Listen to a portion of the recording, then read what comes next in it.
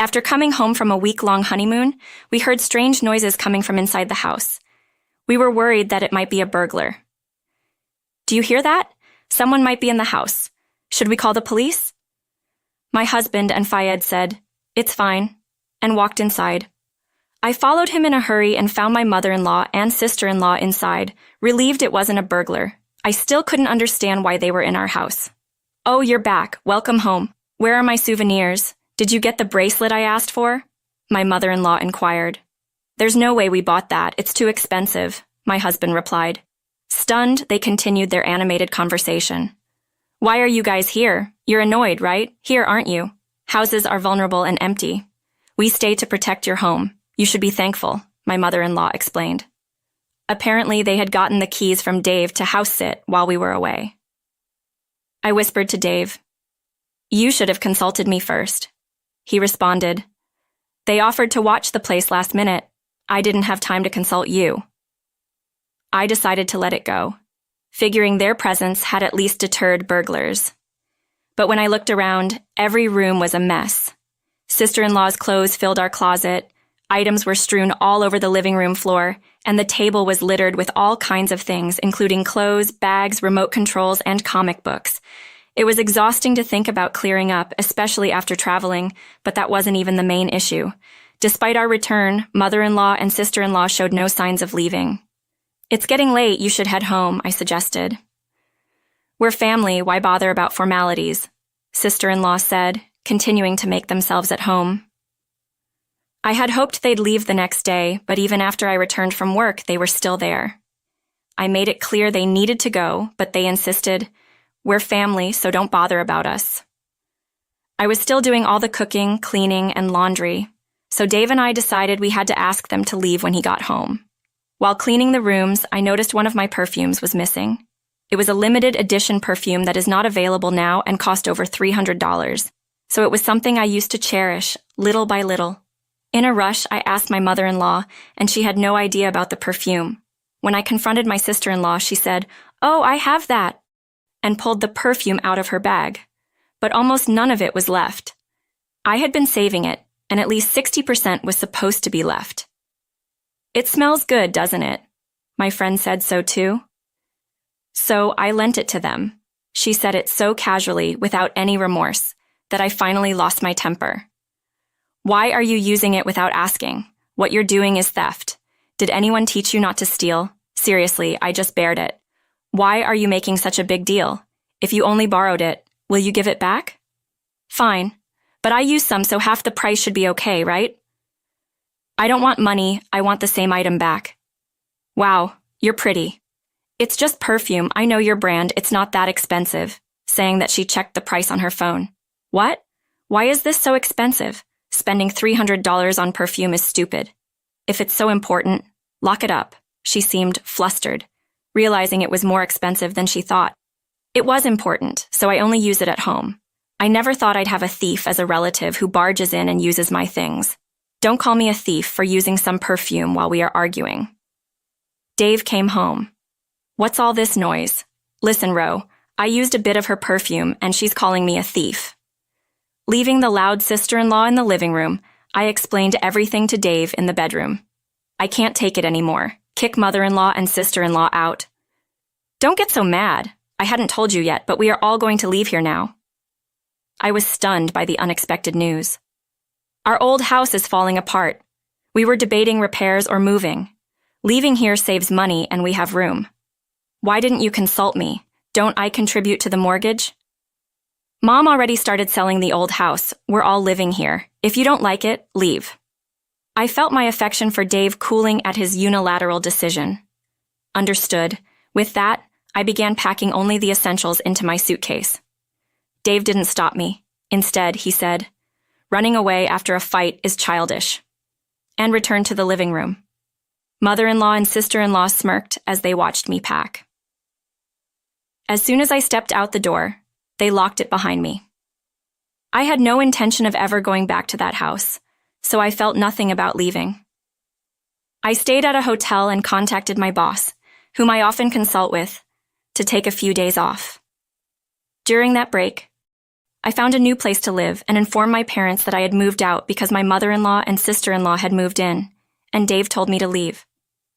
I also told my worried parents that I planned to divorce Dave. The only message I received from Dave during this time was an email saying, "You can come back if you repent. They both said they'd forgive you."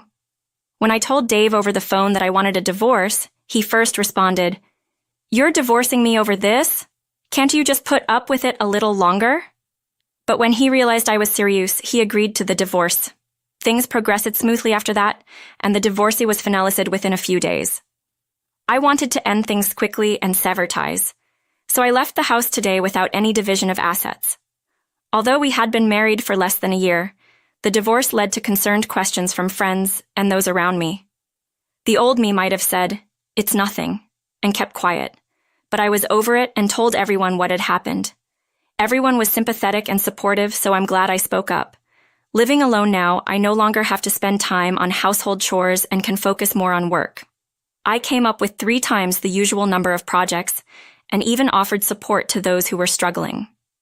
Though my boss was concerned for me, I was grateful to throw myself into work, as being alone would bring back painful memories and make me wonder if I was also at fault. About 5 months after the divorce, Dave called. I had left most of my belongings at the house, so I thought the call might be about disposing of them and answered. At first he asked things like, "What are you doing now? Are you living alone?" Avoiding the main topic.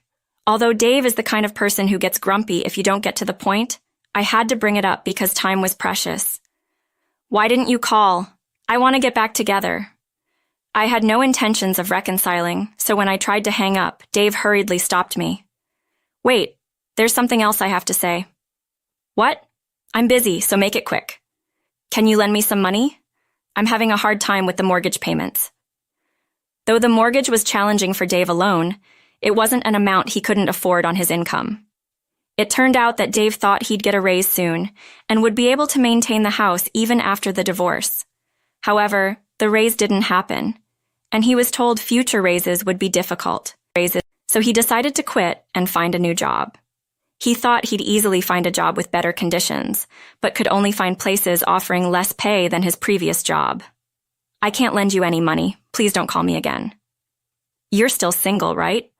No one's going to marry an older woman with a divorce history, so you're better off getting back together with me."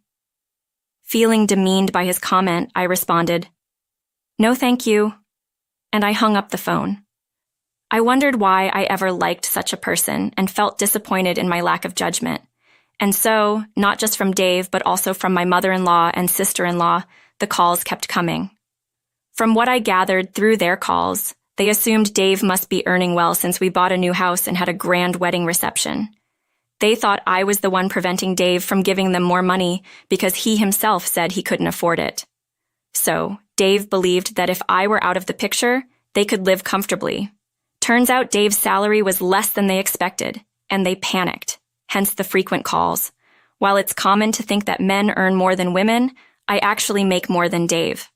I wanted to block their calls, but Dave knew where I worked. I was afraid they might call or even show up at my workplace, so I answered the phone once in a while. The conversations were always about money. He'd say things like, "They both are spending too much and draining savings," or, "They both started part-time jobs, but they're still not making ends meet." I thought if I told them I was also broke, the calls would stop. So one day, as usual, they said, "We need money for upcoming bills." I responded, "Actually, I'm leaving my current job. I've pretty much depleted my savings. I need money more than you do. If you don't believe me, ask my coworkers." After hearing this, Dave said, "I see," and hung up.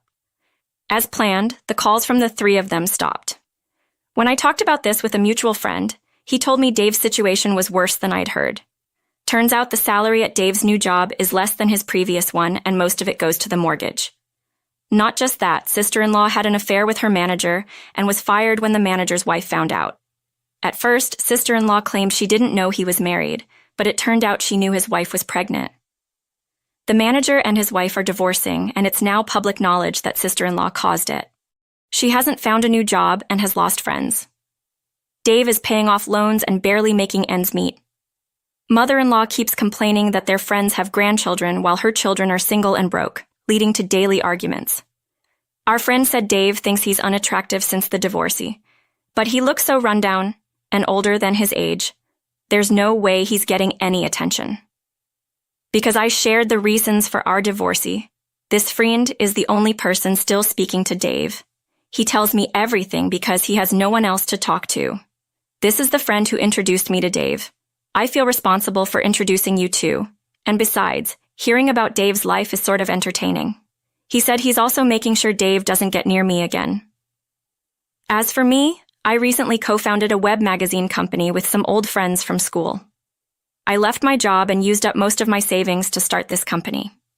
Even though running a small business means I have to handle a lot of things on my own, it's exciting to continually take on new challenges. I used to be hesitant about diving into new things, but thanks to various experiences, I've gained resilience to overcome hurdles. I've also started a relationship with someone I met through work. He's the kind of person who respects my feelings while taking the lead, and meeting him helped me realize that Dave wasn't a leading man, but simply self-centered. After my divorce, I thought for a few months that I couldn't possibly remarry or even date again. But now I can think positively and want to cherish the happiness in this new